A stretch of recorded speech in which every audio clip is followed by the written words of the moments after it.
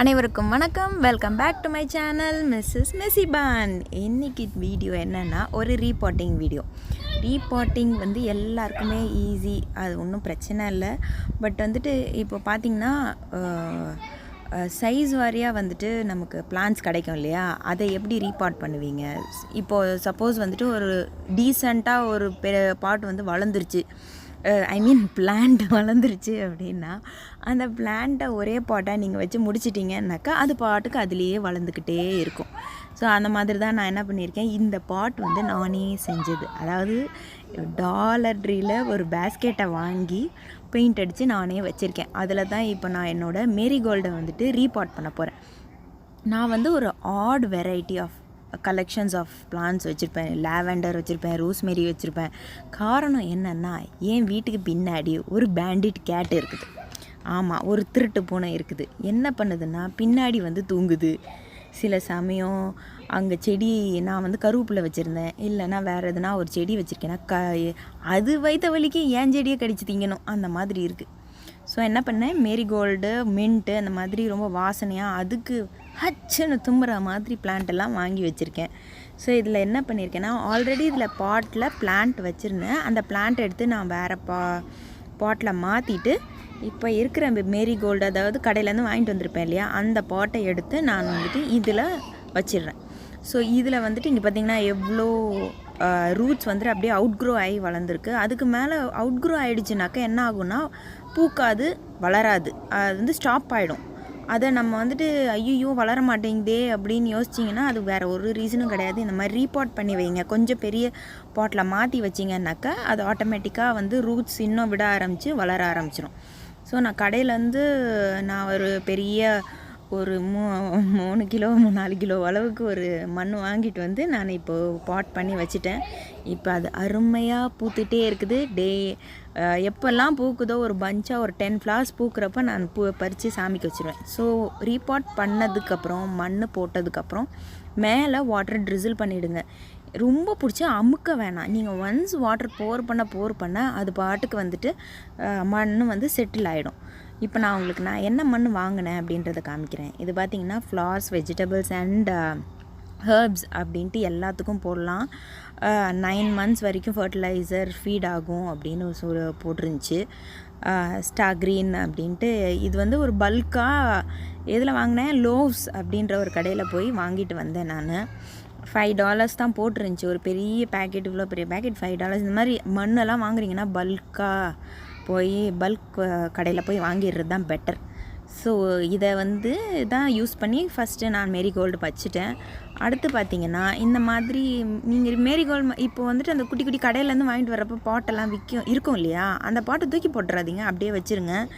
இப்போ அதே இதில் தான் நான் இன்னொரு சீட்லிங் வைக்க போகிறேன். அதாவது ஏற்கனவே என் பையன் என்ன பண்ணியிருக்கான், நான் ஒரு கார்டன் எந்தூசியாஸ்ட், எல்லாம் முடிஞ்ச அளவுக்கு எங்கே இதெல்லாம் கிடைக்குதோ அதெல்லாம் சொறி வைப்பேன். அதே மாதிரி என் பையனுக்கு பழக்கம் வந்துருச்சு. அவன் என்ன பண்ணான், லிச்சி பிளான்ட்டு, லெமன்னு இதெல்லாம் எடுத்து போட்டான். இதை பார்த்திங்களா, இது லிச்சி எப்படி இருக்குது பார்த்திங்களா, அந்த மாதிரி முளை விட்ருக்கு. இப்போ அதை தான் நான் வைக்க போகிறேன். அப்புறம் இன்னொன்று இருக்குது, லெமன் சீடு. இப்போ அதையும் நாங்கள் வைக்கணும். அதனால் இப்போ லெமனை வைக்கிறதுக்காக தான் நான் தோண்டிகிட்ருக்கிறேன். நீங்கள் பார்த்தீங்கன்னா தெரியும், அது குட்டியாக இருக்குது. எனக்கு எங்கே எப்படி கண்டுபிடிச்சான்னு தெரியல. ஒரு லெமன் ஜூஸ், இதிலேருந்து லெமன் ஜூஸ் போடுறப்ப அந்த சீடு கண்டுபிடிச்சிருப்போம் போல இருக்குது. அதை எடுத்து வச்சுட்டு போய் நட்டு வச்சுட்டு நான் வச்சுட்டேன் அப்படின்னா சரின்ட்டு அதையும் நம்ம ஒரு குட்டி பாட்டில் வச்சுட்டு அது அவன் டிபார்ட்மெண்ட், அவன் தண்ணி ஊற்றுற மாதிரி இது பண்ணிட்டேன் நான். ஸோ அதை இப்போ பிடுங்கியாச்சு.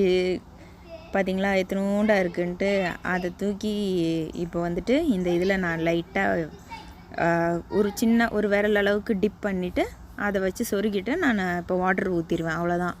நீங்கள் ரொம்ப பிடிச்சா அமுக்க வேண்டாம். இதுதான் நான் ரொம்ப ஸ்ட்ரெஸ் பண்ணுறது.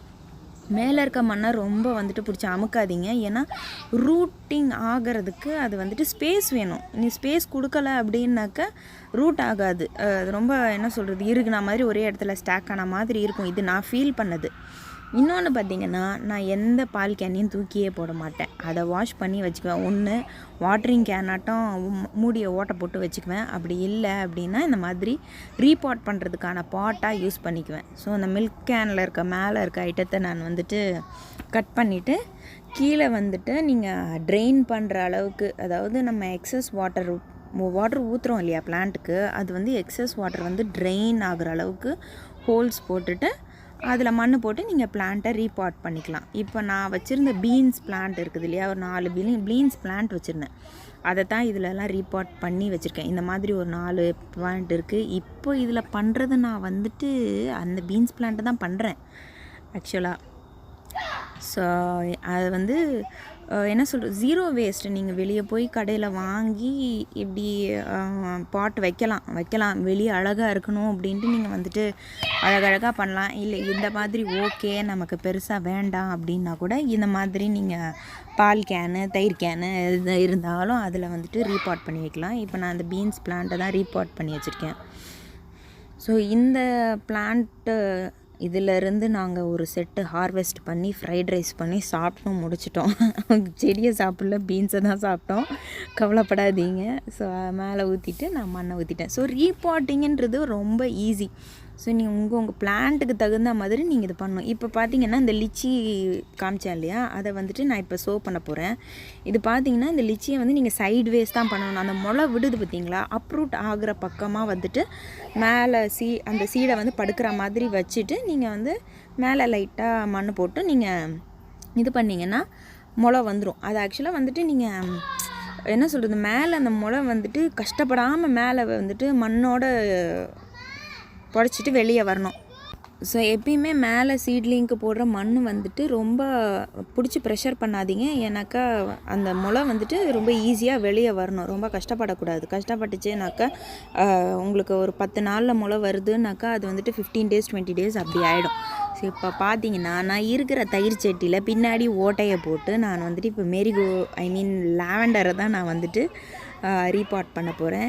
இதுவே வந்துட்டு ஆக்சுவலாக பெரிய பாட்டு தான். நான் வாங்கினப்பவே வந்துட்டு இந்த செடி சின்னதாக தான் இருந்துச்சு. ஸோ அது ஒன்ஸ் உங்களுக்கு சொன்ன பார்த்தீங்களா, க்ரோ ஆகிறது ஸ்டாப் ஆகிற மாதிரி உங்களுக்கு தெரியுது அப்படின்னாக்கா இம்மிடியேட்டாக ரீபாட் பண்ணிவிடுங்க. உங்களுக்கு இன்னும் கொஞ்சம் வந்துட்டு பெரிய பிளான்ட்டாக வளர ஆரம்பிக்கும்.